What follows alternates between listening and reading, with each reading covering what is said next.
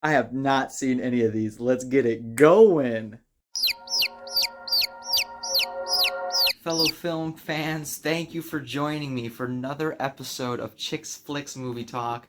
I'm Calvin Hicks coming at you with a Ghostbusters Afterlife quick movie review.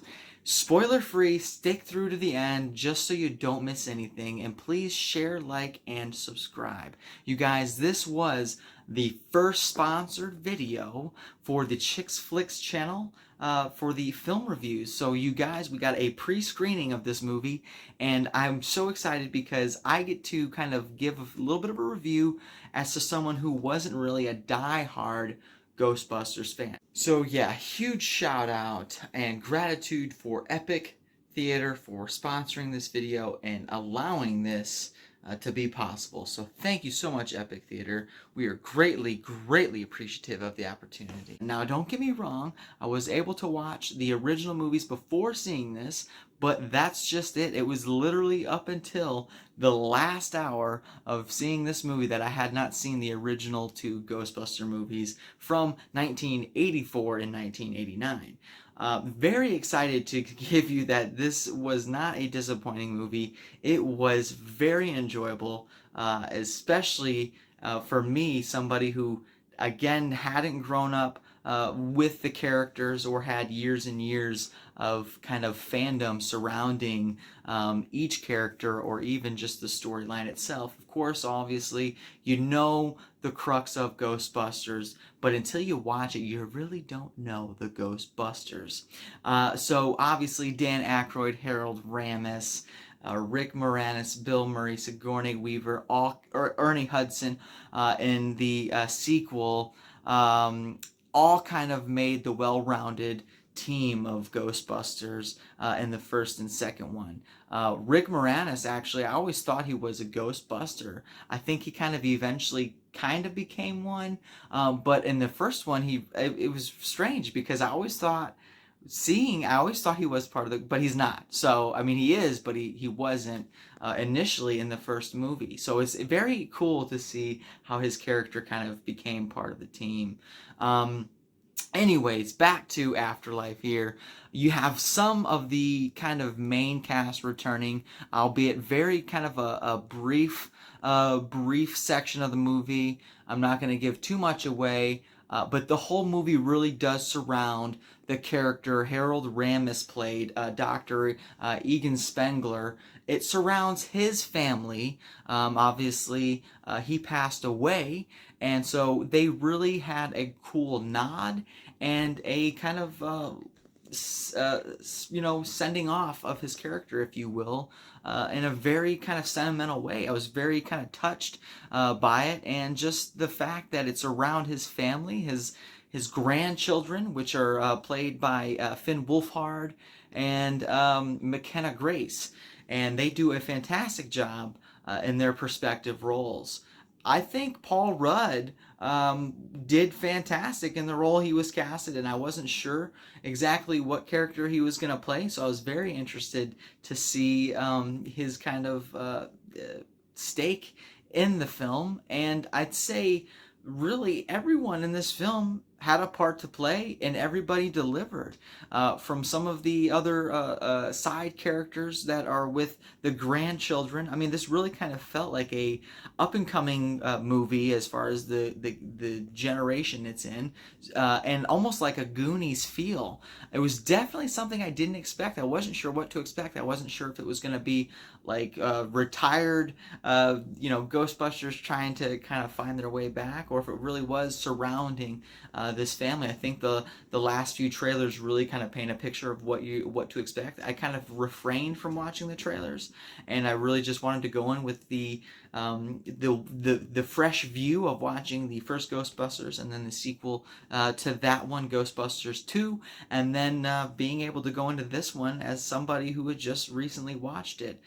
This is good because if you're somebody who is a fan of the originals, I think you're going to really enjoy this film because it does do kind of a great send-off for Spelger's character in a really unique way, and I think it's definitely worth the investment as a fan. Also, this is great because if you haven't seen the first two, I think you can go into this with the idea of you knowing what the Ghostbusters are. You can go into Ghostbusters Afterlife and still enjoy it. And I think, if anything, if you haven't seen the originals, after watching this one, it really kind of points back to those. And I think it would kind of maybe give an interest for someone to check it out if they hadn't seen it before. A lot of returning characters, from the Puffed, Mr. Puffed the Marshmallow, which is like, oh my gosh, there's some scenes in there that really just have you laughing. I enjoyed thoroughly every character. The dialogue is, I mean, it's well written, and again, it's well acted. The music and the score is great. There are times it kind of gives you the feels when you were watching the original with the kind of theme song that it plays. And then obviously there's so many Easter eggs and nods to the originals that I was really, really glad that I watched. Had the opportunity to watch those originals just before seeing this one, because it was so fresh, and seeing some of the stuff in the background that referenced the first and second movie. And there's probably even more if you've seen the animated series, I'd imagine. But with the some of the returning cast and with the returning tech, it's kind of cool. And I could imagine that like diehard fans will get really giddy over some of the things as soon as they come on screen. Another thing that was done really well were just the effects. It looks really great. I mean, it looks like an updated Ghostbuster movie, but at the same time, they really keep some of the heart of what made Ghostbusters special. And just like some of the other old classic movies in the 80s and 70s, Star Wars and the practical effects that were used in those movies is just something that you don't see often now. And I was very surprised to see that Ghostbusters Afterlife did use some practical effects, and really kind of, again, just harken back to, wow, what they did in the original, and they made it look and work so well. I would say this definitely felt like a family movie. I mean, it pushes the PG-13 as far as some of the content that might be a little scarier for some younger individuals.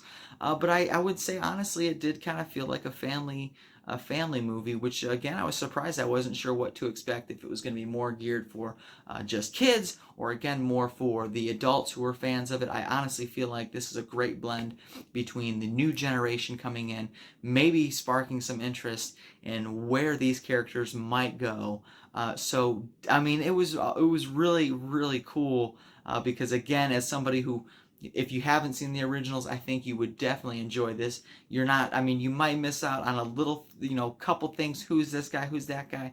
But by the end of it, it brings it all together, and you kind of get to that revelation of, I know who everyone is. So it is kind of cool to be able to go in there with a fresh slate, and as well as diehard fans. Nothing really felt forced as far as, oh, we're going to throw, this because this was in the original, and then this. Everything that was in there, it was just like really like laid out like a canvas, and it didn't like force feed you all of this kind of historical Ghostbuster stuff. So that was very refreshing and kind of assuring. They did it in a really natural way, and it worked well, I thought, especially somebody kind of coming into this fresh. So I thought they played it very well. This is directed, I believe, by Jason Reitman, who is the son from he's the original director's son. I think Ivan Reitman was the director of the 1984 and 1989 movies, and so it's kind of cool that his son is able to come back and direct the Ghostbusters Afterlife. So who better to trust with the material? And I think that he pulled it off, and he did a really good job. I think he's going to make a new generation of fans with this, especially just with the cast that he selected. I think he selected a really well cast, and looking forward to, again, to see how well this does at the box office. I really hope that the fans can accept the nod that this is, and we'll take it from there.